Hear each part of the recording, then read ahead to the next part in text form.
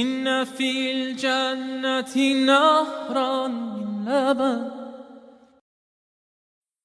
بسم الله. أعوذ بالله من الشيطان الرجيم. بسم الله الرحمن الرحيم.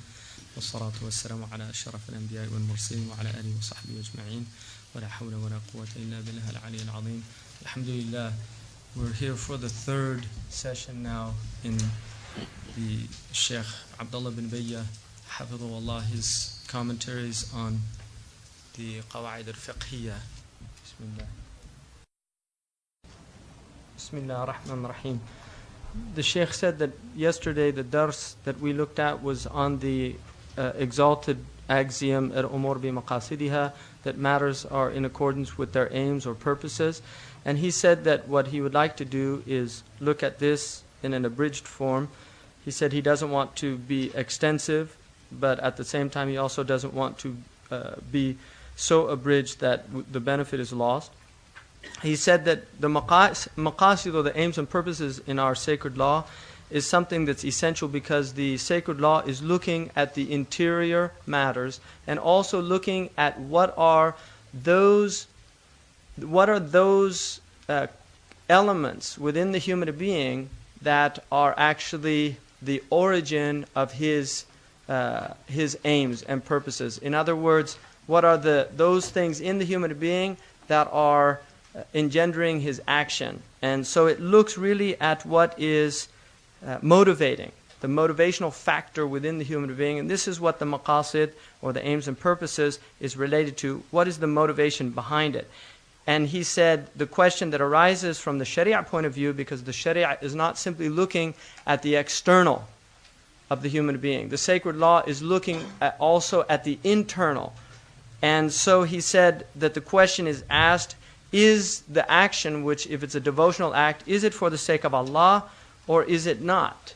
Is the niyyah, or the intention behind one's action without any association with Allah subhanahu wa ta'ala, or is it not? And so he said that the husn al-niyyah, which is a beautiful niyyah, an excellent intention, is really an asl. It's at the root of what this sharia is about. What is a person's intention? And he said that he spoke about the hadith in the A'malu bin Niyat, that actions are by intentions, mentioning yesterday that this is a hadith that many of the scholars begin their books with. And he mentioned that Imam Shatibi radiyallahu anhu said that there are 70 chapters in fiqh that are related to this one hadith. And Imam Suyuti radiyallahu anhu, in a famous book which is one of the essential reference books of this science, which is known as Al-Ashbah wal-Nadha'ir, he actually lists and goes into what those 70 chapters or 70 rubrics are that involve this hadith. And then he mentioned yesterday also that we're dealing with 3 sections. When we look at al-umur bi maqasidiha, there are 3 sections.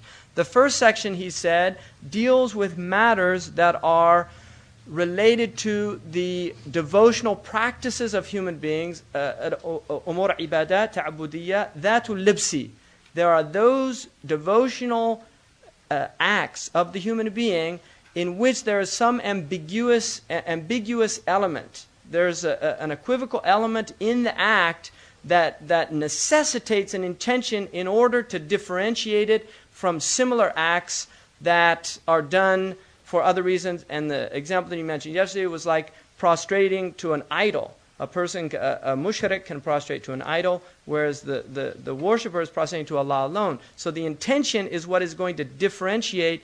The outward forms are the same, but it's what's in the heart that differentiates it. So he said that aspect, what is known as ta'abudiyya, because he divided yesterday into ta'abudiyya and ma'qudat al-ma'na, those things that are known to us. Ma'qudat al-ma'na is the rational thing, and ta'abudiyya is the irrational element. It's the thing that the intellect cannot arrive at.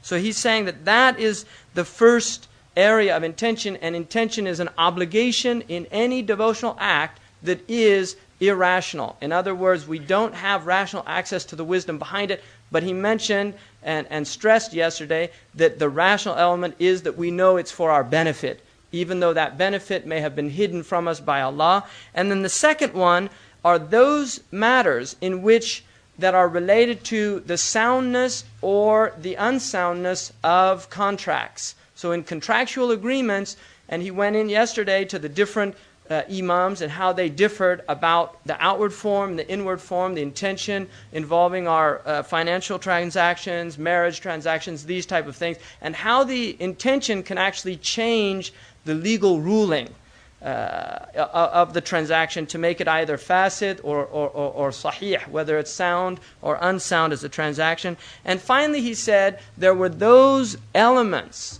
in our sharia that relate to devotional practices, but because they're known, we understand clearly what the wisdom behind it is, the intention is not necessary. And he mentioned, he gave some examples yesterday about that, and the one that he mentioned yesterday was about the zakat, that there's an aspect of it that is known to us and understood, and that's why if it's forced from a person, he doesn't lose, the zakat is fulfilled by it, and these things. So that third category are those categories that are clear in their meanings, but what the intention does in those cases is it elevates the action from a sound action, it's sound with Allah, to an acceptable action with Allah. In other words, Allah accepts it. So in other words, the outward is sound without intention.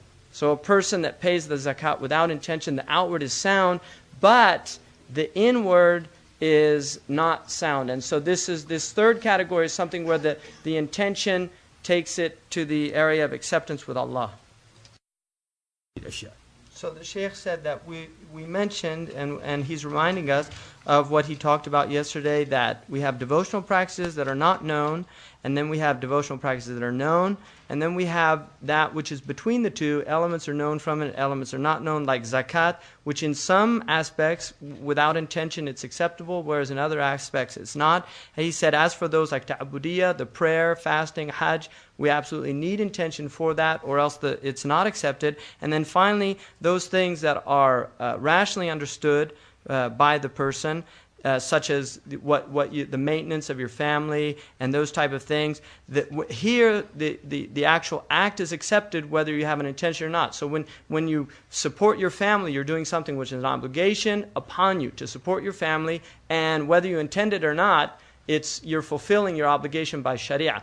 What the intention in those cases does is it simply elevates the act from fulfilling your obligation to a devotional act that's drawing you near to Allah subhanahu wa ta'ala and accepted by Allah subhanahu wa ta'ala as a devotional act. Otherwise, you're simply avoiding the haram by fulfilling it.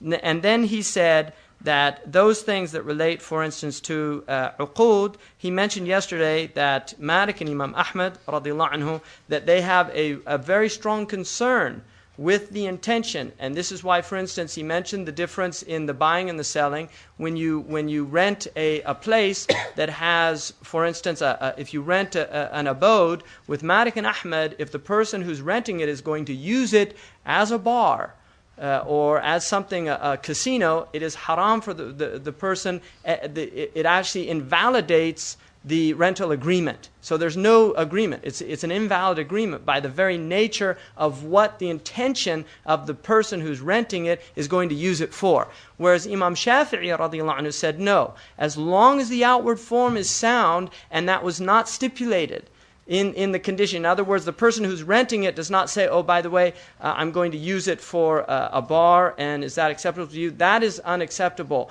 But if he simply rented it and then later uses it as a bar or something that's haram, then the actual transaction is, the rental agreement is sound. And so the person taking the rent for that is doing something within the legal boundaries of the Sharia, and the wrong action is upon the person. So this is a difference in the concern. Imam Shafi'i, the Shaykh mentioned, was more concerned with the outward form, that the outward form was acceptable, whereas Imam Ahmad and Imam Malik radiallahu anhuma are looking at what is the inward intention. So there's a stronger focus on that. He also said that Imam Malik, who is singled out amongst the Imams in really looking at the intention in talaq.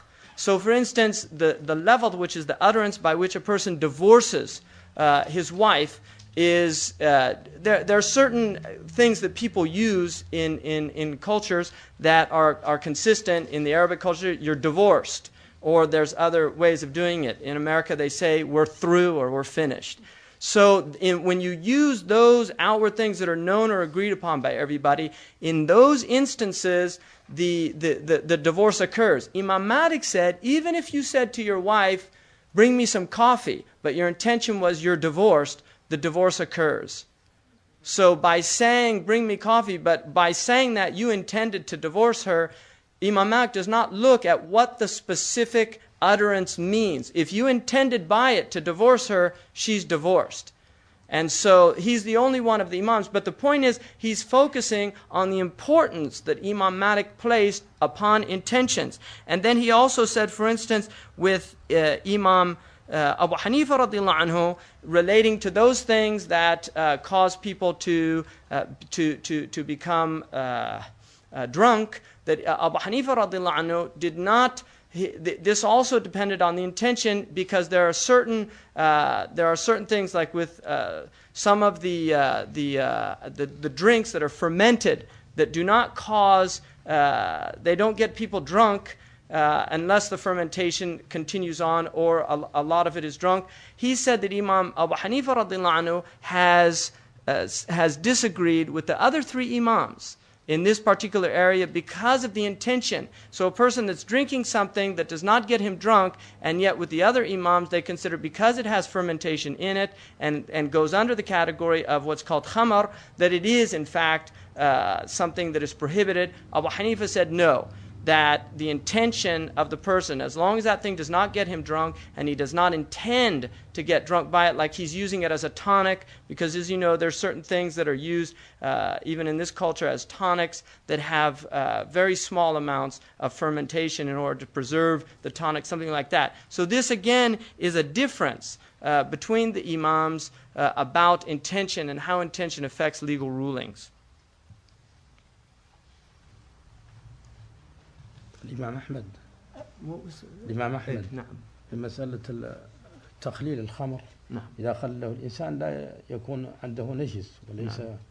ولا يجوز بدون نية الخمر إذا خلله الإنسان نعم. أما إذا تخلل وحده يعني النية تؤثر عنده نعم. تنجس. He mentioned also Imam Ahmad radiallahu anhu, if he was making vinegar, then it doesn't have the hukm of najasa if he fermented it himself. Whereas if fermented on its own, according to Imam Ahmad, it's najis.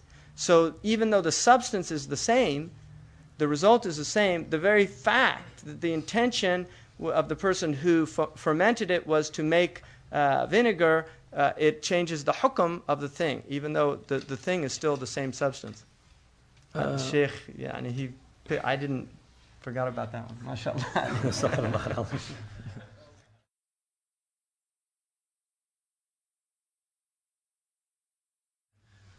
من هذا ندرك أهمية النية عند جميع العلماء وأهمية هذا الحديث إنما الأعمال بالنيات وإنما لكل امرئ ما نوى فمن كانت هجرته إلى الله ورسوله فهجرته إلى الله ورسوله ومن كانت هجرته إلى دنيا يصيبها وامرأة يتزوجها فهجرته إلى ما هاجر إليه. وقبل أن نترك هذه القاعدة نود أن تحفظوا جملا. الجملة الأولى هي أن الشريعة كلها جاءت لمصالح العباد ولحكمة أرادها الله سبحانه وتعالى. أن أوامر الشريعة ونواهيها قد تظهر للإنسان مصلحتها في الدنيا وهذا ما يسمى بمعقول المعنى، وقد لا تظهر له مصلحتها وهذا ما يسمى بالتعبد. ولكل من الطرفين أو من النوعين أحكام تختص به، منها أحكام النية في التعبد ومنها عدم وجوب النية في غير التعبد. الجملة الأخرى التي يجب أيضا أن نهتم بها هي أن النية ترفع الجائزات إلى مقام القربات، فترفع العمل الذي قد يكون خفيفا قد يكون طفيفا ترفعه إلى عمل ثقيل في الميزان يوم القيامة. فعلى الإنسان أن يراقب نيته وأن يراقب حركات قلبه ويراقب خواطره وأن يخرج من بيته إذا خرج بنية فعل الخير، حتى لا يفعل ولا يعمل عملا إلا كان محسوبا له في كفة الخير. قد تعرفنا على الأحكام الشرعية التي تحتها القاعدة منذ أمس إلى اليوم، لكن علينا أن نضبط هذه الجمل والنحو. So the Shaykh said all of this is indicative of the importance of intention with our ulama and their focus and emphasis on it, based on this most famous hadith, إِنَّمَا الْأَعْمَالُ بِالنِّيَّاتِ, that actions are by intentions and every person has what he intended. So whoever made a hijrah to Allah and His Messenger, then his hijrah is to Allah and His Messenger, and whoever made hijrah for some portion of the world in order to obtain it, or a woman to marry her, that his hijrah is to what he made that hijrah to. And so this is the foundation of that first exalted principle. And then the Shaykh said, and so in summing this up, he wants you to remember two important statements. The first statement, he said, is that all of sacred law is for the benefit of humanity. And all of it is there based on divine wisdom. That there are wisdoms behind every single act that the Sharia has dictated to us to either do or to avoid.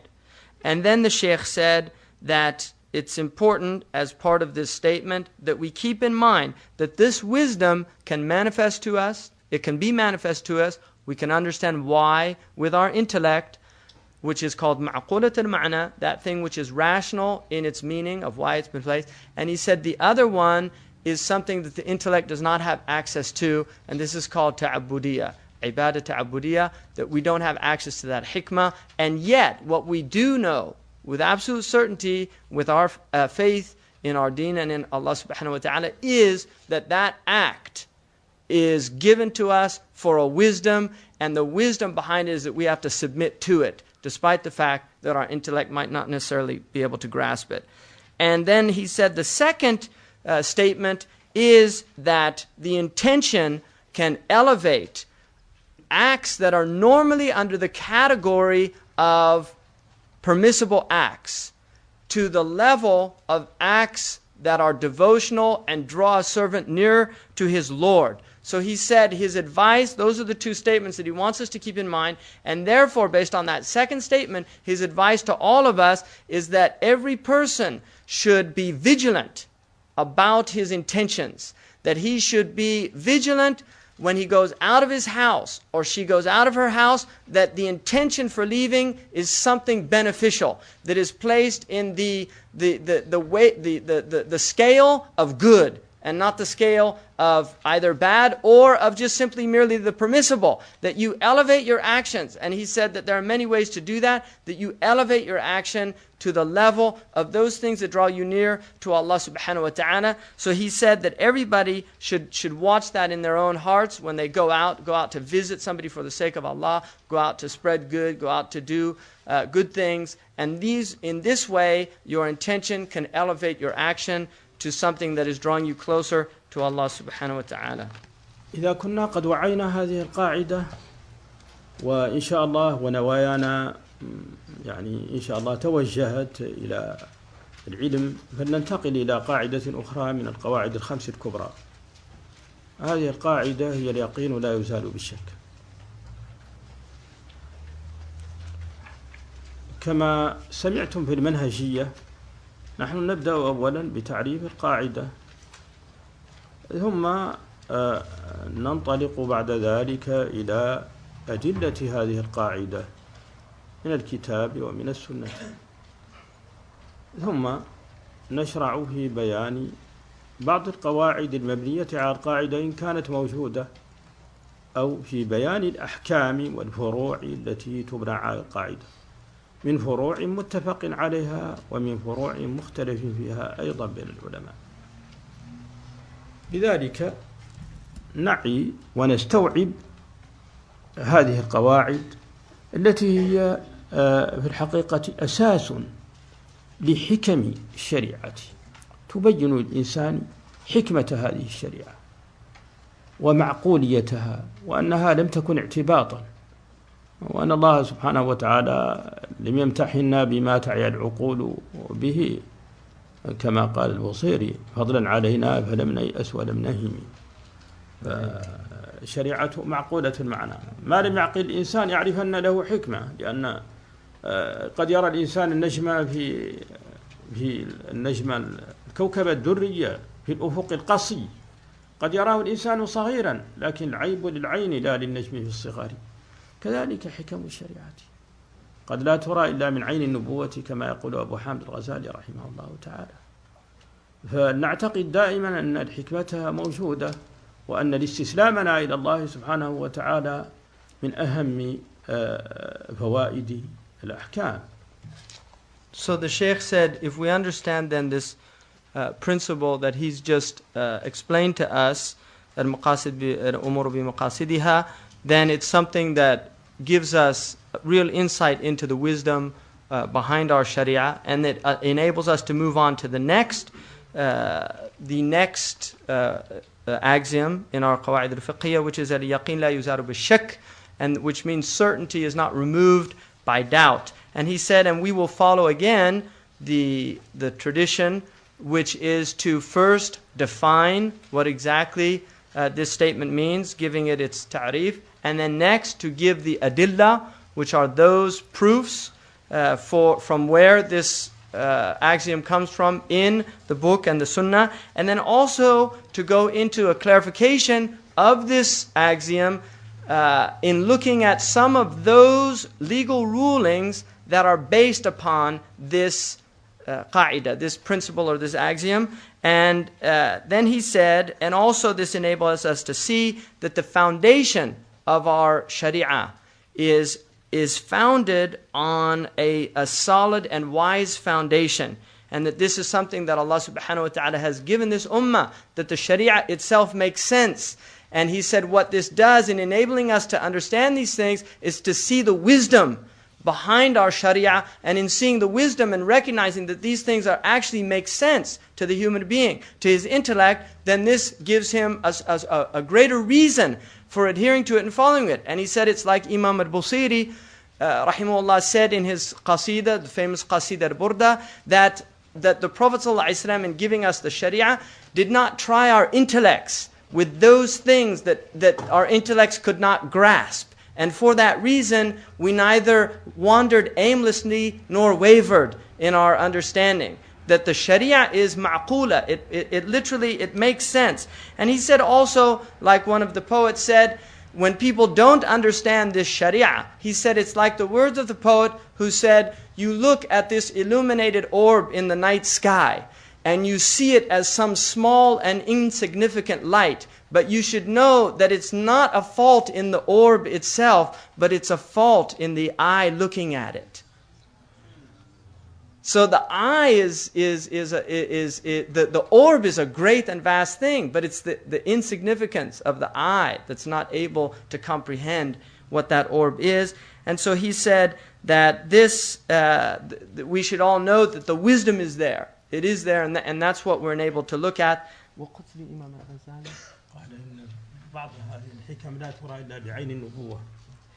Imam al-Ghazali radiallahu anhu said that some of these wisdoms are only seen by the eye of prophecy. It's only the prophets because it's only the prophets. This is from the khasa'is and nubuwah.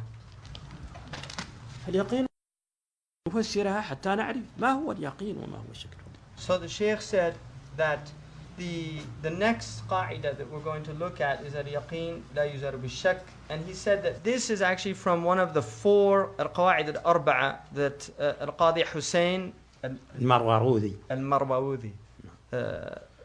placed. He placed four of them that are from the ulama of the Shafi'iyya, and this is consistent also with what he mentioned about Abu Tahir Dabbas yesterday, and al-Karhi al-Hanafi who also did this. And then the ulama came and gave it the fifth qa'idah, which is al-umur bi maqasidiha. So the next qa'idah that we're looking at is this one that is considered one of the four foundational qawa'id, and then the fifth is added.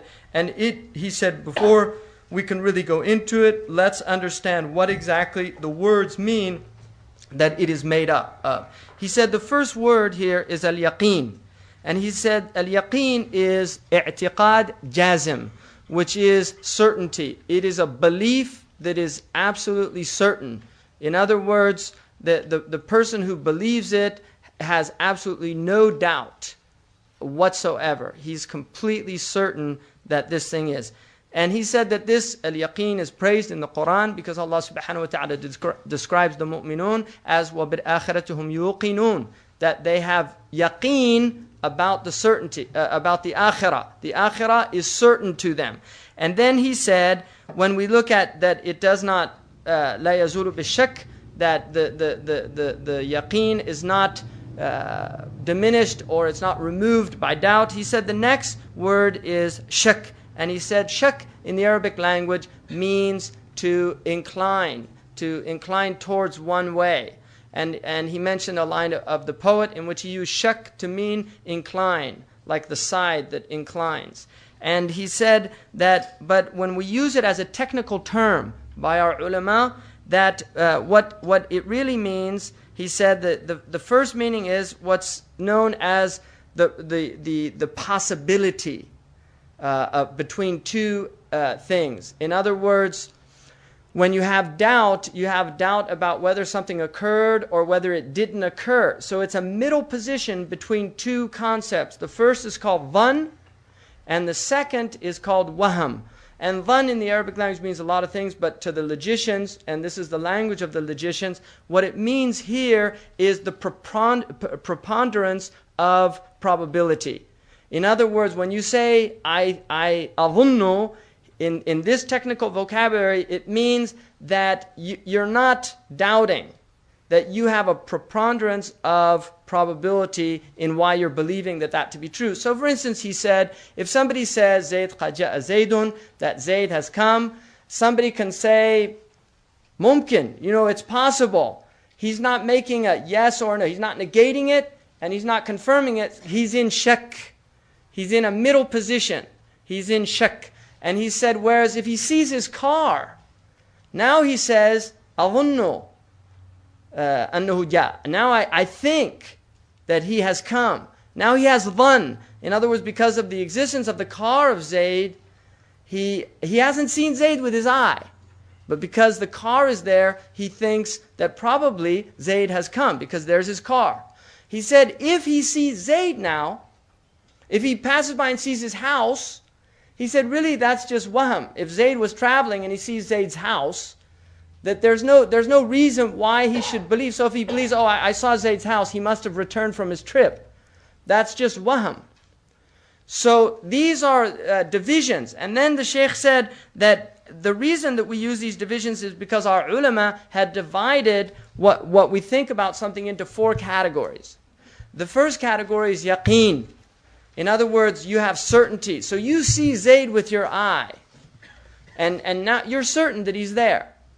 The second one is dhann. And this is called, in the Arabic language, it's called rajih, which is the preponderant opinion. Rajih. It's the one that is more likely. And then the next is waham, which is illusion. It's unsubstantiated. There's no substantiation for your belief of that thing. It's waham. It's like a hallucination. And then finally, you have shak, which is called marjuah in the technical vocabulary. And this is something that if you weigh it in scales, the marjuah there is that it's there's nothing to outweigh. The scales are the same, so you don't have something to counter balance it, to set the scales one way or the other.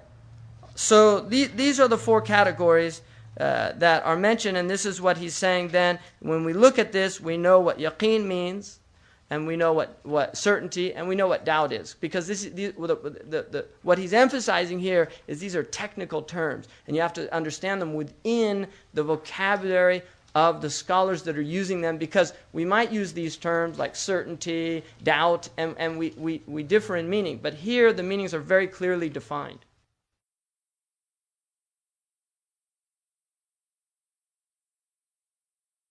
Bismillah.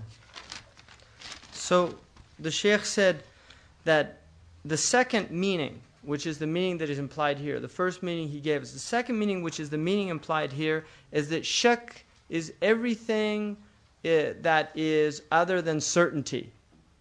So it applies to the three categories of dhann, of shak and yaqeen in the language of the logicians. Here, in the language of the scholars of juristic methodology, this relates to these three. So it's everything that is other than yaqeen.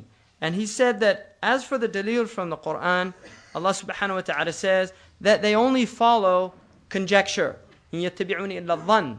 They only follow conjecture. And then Allah subhanahu wa ta'ala says they follow dhann and they're only lying. In other words, dhann is, certainty is not, if you say something in the Arabic language, a lie is something that doesn't, it doesn't coincide with reality. So they're lying by saying things that don't coincide with reality because they're just the conjectures of their own mind. And this is what Allah subhanahu wa ta'ala says. And also the kuffar, they say that we have doubt about what you're saying. They actually say it in the Quran, that we have doubt, that they're fi shakkin, in what you're saying. We have doubt about what you're saying, and we don't believe that it's true. We don't have certainty about it.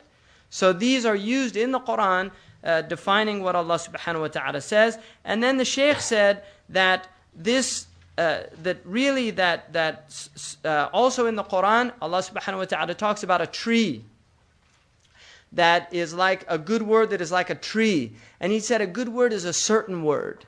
It's like a tree. And the tree that's a good tree, if it's watered with good water, it brings forth fruit all the time. There is what is called a perennial fruit tree. There's always fruit coming off of it, as opposed to a seasonal fruit tree. It's a perennial fruit tree, this goodly tree which is based on certainty. So if your words are watered with certainty, then there'll always be fruit coming from what you say. Whereas if the tree, according to the Quran, if it's a foul tree, a bad word is like a foul tree. In other words, a word that is not based on certainty is a lie. That is like a foul tree that gives foul fruit. There's no benefit from it. There's only harm. And so he said that if we have a kalima tayyibah, if we have certainty in our actions, in our words, in what we do, then these will actually bring our actions to fruition with Allah subhanahu wa ta'ala, because they're watered with the water of certainty. And then the Shaykh said that the hadith is also, the proofs from hadith are directly related to the proofs from the Quran, in that he said that they're directly related to the principle itself, because within the hadith is a clear explanation of the principle itself. One of the hadiths is that a man came to the Prophet ﷺ and he complained to him that he doubted whether he was maintaining his wudu during the prayer. In other words, he thought that he might be doing like passing wind. The Prophet ﷺ said a man should not leave his prayer until he actually hears something, or there's wind.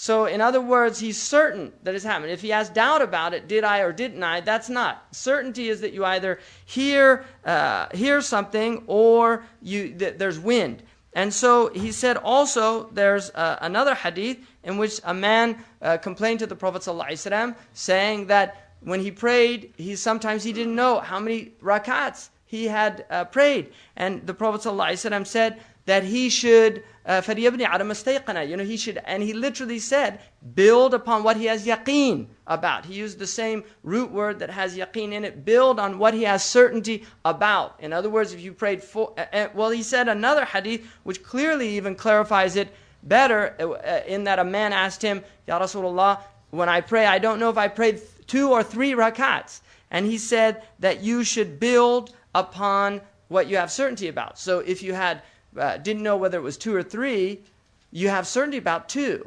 It's 3 really that you're doubting.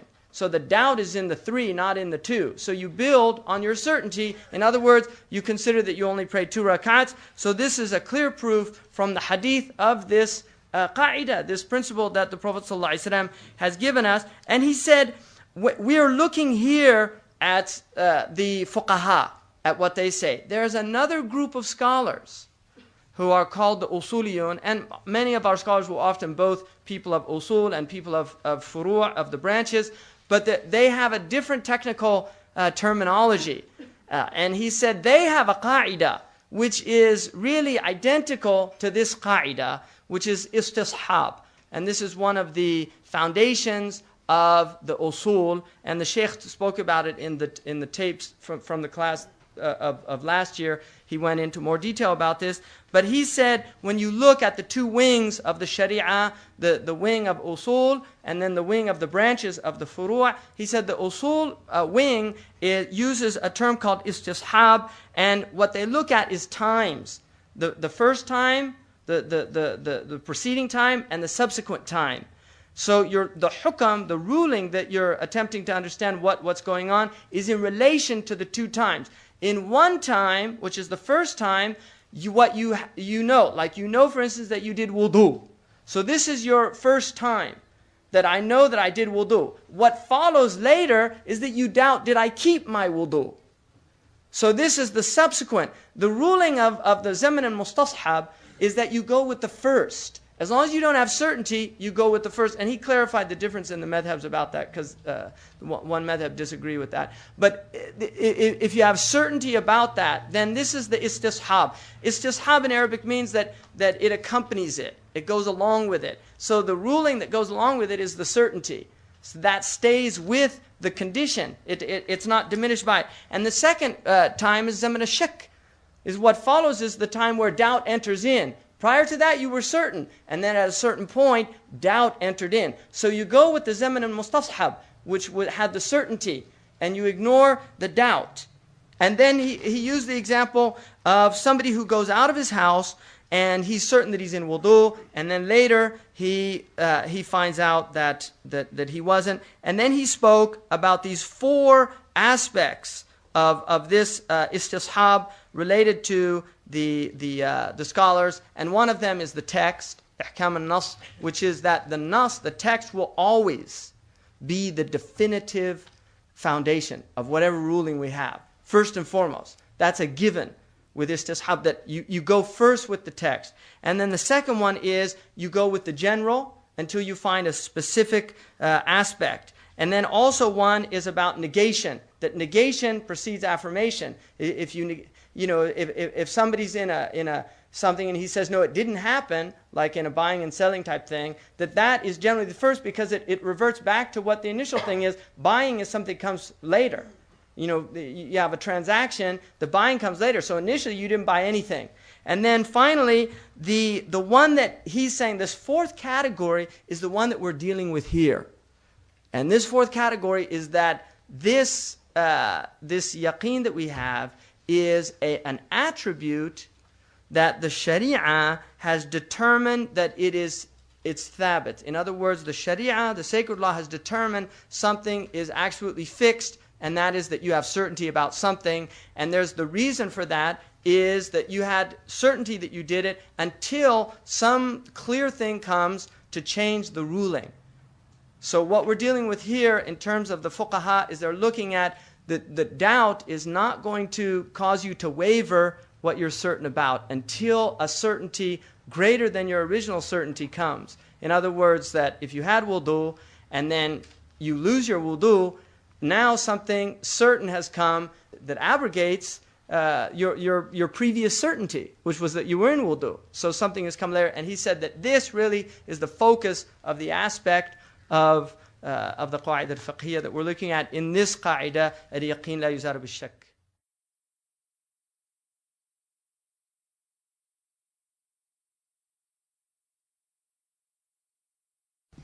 So the Shaykh said that under this qa'idah really are many, many qawa'id. That this in a sense is a comprehensive qawa'id for many others. So he said really all of them mean the same thing in essence, but they're different facets of the same thing. In other words, each one of them has some nuance that's adding to the understanding of al-yaqeen la yuzaru bil-shak. And he said, for instance, one of them is the qa'idah, which is one of also the qa'idah al-fiqhiyya, al-baqa,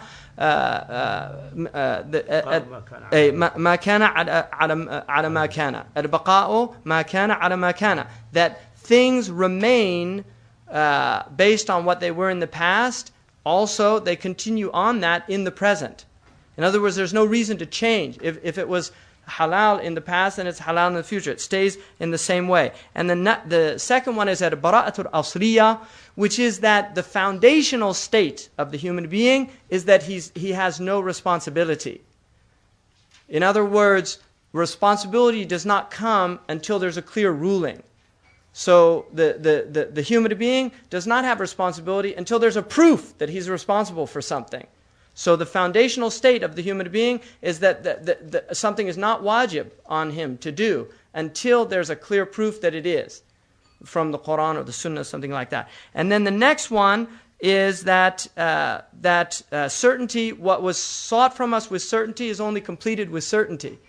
So that if there's some ruling in the Quran where you have to have certainty, then it's only completed with certainty. Like witnesses to a crime, something like that. You need to have certainty. You can't do it with doubt. So that's another one. And then another one is that the foundation of the human being is freedom. That the human being is free, but before he's considered anything else. That this is the foundational state, which is all. And then the next one also is asl al-kalam al-haqiqa.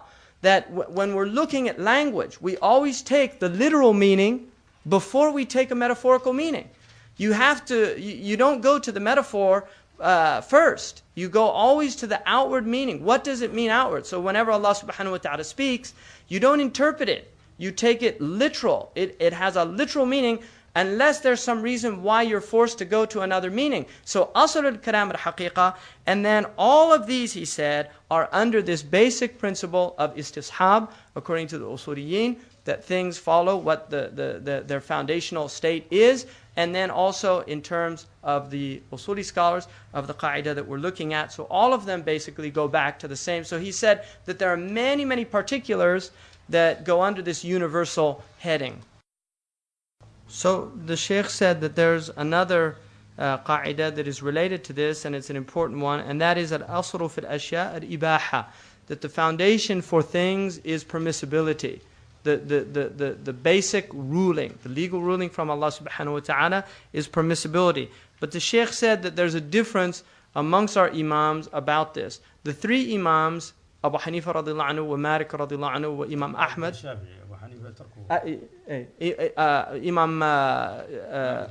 Imam Malik, Imam Shafi'i, and Imam Ahmad radiallahu anhum, they said that this was the ruling, that everything is permissible, and they built it upon Allah subhanahu wa ta'ala said that He created everything in the earth for you. So they built it upon that understanding that Allah subhanahu wa ta'ala created everything in the earth for you. And he said that, and it's also based on this concept of istishab, that things go back to their original thing. So the original thing is that permissibility, that Allah has permitted everything for us. And he said, whereas Abu Hanifa radiallahu anhu differed with them. And he said this difference is a difference, not a semantic difference, but a difference in principle. They have a different understanding, really, and this has what has arisen from their difference is there's a different ruling. So, for instance, Abu Hanifa radiallahu anhu said he used the example of the Quran, in which it says they ask you about what's permissible for them, and Allah subhanahu wa ta'ala says the good things, al-tayyibat. That's what Allah subhanahu wa ta'ala said. And so the ulama who say that it is the foundation of things is permissibility, they also use this verse, but they have a different understanding in the verse. Abu Hanifa radiallahu anhu says is what they were asking about was the mubah, what was permissible. And so Allah subhanahu wa ta'ala was saying the tayyibat, and those were clarified by the Prophet sallallahu alaihi wasallam, whereas everything else is haram. So he saw it the opposite from the way that they saw it. What they saw from it was that everything in fact was permissible except those foul things that Allah has clarified. So they literally saw it from completely different examples. And then the other thing, that the man who asked the question, Abu Hatim, was actually A'rabi. He was a desert Arab. And he was coming to ask a question about their practices, and in fact it related to using dogs in their hunting, because they used to use the dogs. So he was asking, is it permissible for us to use the dogs? Now, because there was no ruling whether or not it was, the fact that he's asking about them, that this is indicative that they wanted to know the hukum. So they asked about this, and the Quran says, they say that they ask you about what is permissible for them, is say the good things, and those things that your dog who you have trained has hunted is permissible for you to eat. So Abu Hanifa used it one way, and the other Imams used it another way. And then Imam Abu Hanifa also has another subtle reason for taking this position. And he said, we accept in the ruling of Sharia that the property of a person is not permissible to use unless you get the permission, a direct permission from that person. So if you see a house, you can't just go live in the house. You see a car, you can't go drive it until you get the permission of the person that owns it. And Abu Hanifa radiallahu anhu said the entire creation is Allah's. It's al-mulku lillah. Everything in existence belongs to Allah. So unless Allah has given us a clear permission to use those things, we don't have a permission to use it. And then the Shaykh said, but what the other three Imams, their reply to that is, indeed that is true, but the reason for the wisdom behind that is because you harm a person by doing that. In other words, in using a person's property without their permission, they might need it. So that's an example where the text is understood rationally. Whereas we know that nothing can harm Allah subhanahu wa ta'ala. It's like going and writing on some water. If you write words on water, you don't change the water. The words just disappear as soon as you write them. So nothing can diminish the creation of Allah, the mulk of Allah. And so this is a difference, the Shaykh said, between these two positions. That because it doesn't harm Allah subhanahu wa ta'ala, really we have permission from Allah to use His creation, and it doesn't diminish His creation.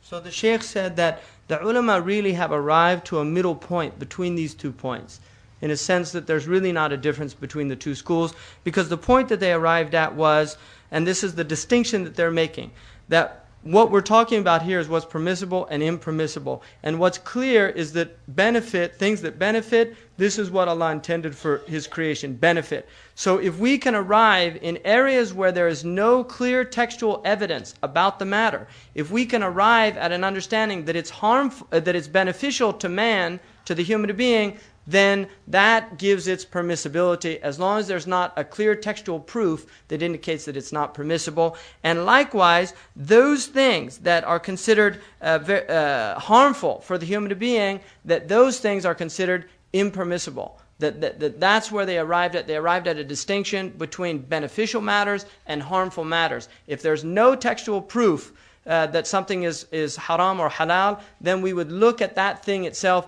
Is this thing indeed harmful? It doesn't have to be completely harmful or completely beneficial. It's the overriding factor. Is the overriding matter here harm, or is it benefit? And that's how the Sharia will determine, and the people of Ijtihad will determine whether indeed the legal ruling goes towards prohibition or permissibility.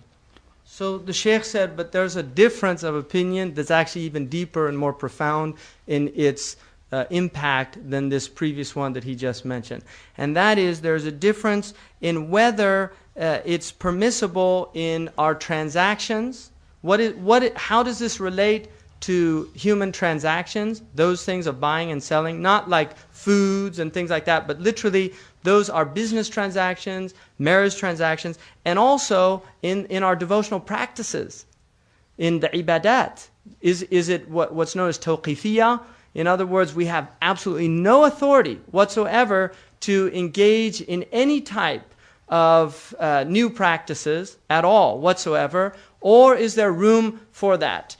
And then the other is adat, which are the customs or the habits of a people. Those things that relate to their customs and their habits, how they live in their houses, their traditions, and those things that they do on a habitual basis that are not related to devotional practices. The ibadat and the adat are opposites. One is devotional, and the other is just simply what human beings do in their living practices. And then also in relation to conditions, stipulations that are placed on our transactions. So for instance, the Shaykh said that some of the ulama were extremely strict about conditions or stipulations. Some of them said that you cannot introduce conditions or stipulations in transactions because of the fact that the transaction is clear, and by placing on it changes the transaction itself. It adds a new element in it that's actually changing the form. And the other ulama said they actually allowed, as long as that